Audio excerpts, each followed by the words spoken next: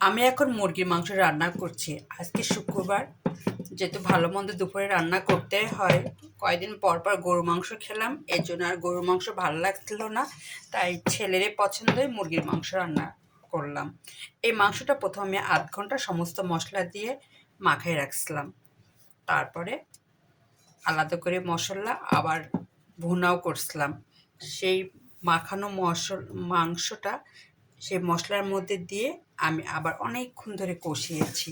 এই দেখুন, আরেকটু হবে, এখনো হয়নি, যেহেতু ঝোল আছে আমি নাড়তেছি। আর তারপরে আমি মাংসটা সেই মশলার মধ্যে দিয়ে দিই। দেওয়ার পর বেশ কিছু সময় নিয়ে আমি মাংসটাকে কষাই। আমার মাংসটা এখনো কষানো হয়ে গেছে, আমি পানিও দিয়ে দিচ্ছি। আরও একটু পানি দিব, দিলে আমার মাংসটা হয়ে গেলে নামাই ফেলবো। তবে মাংসটা আমার ছেলের পছন্দ, ওর পছন্দ অনুযায়ী আমি রান্না করলাম। ও খেতে খুব পছন্দ করে মুরগির মাংস, গরুর মাংস পছন্দ করে।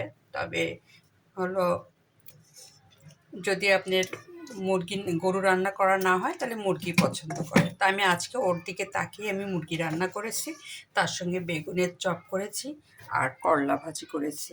এই করলা ভাজিটা আমি করেছি আমার দিনাজপুরের সিস্টেমে, সম্পূর্ণ মাখাই দিয়েছি। করলা ভাজিটা মাখানোর সময় সুন্দর করে যা যা দেওয়া হয় সব দিয়েই মাখিয়ে বসিয়ে দিয়েছি। তারপরে করলা ভাজিটা নামানোর পরে আমি মাংসটা বসিয়ে দিয়েছি।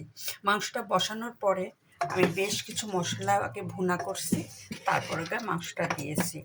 আর এই মাংস আমার ছেলে দুপুরবেলা নামাজ পড়ে এসে খাবে। শুধু ছেলে খাবে না, ওর বাবাও খাবে।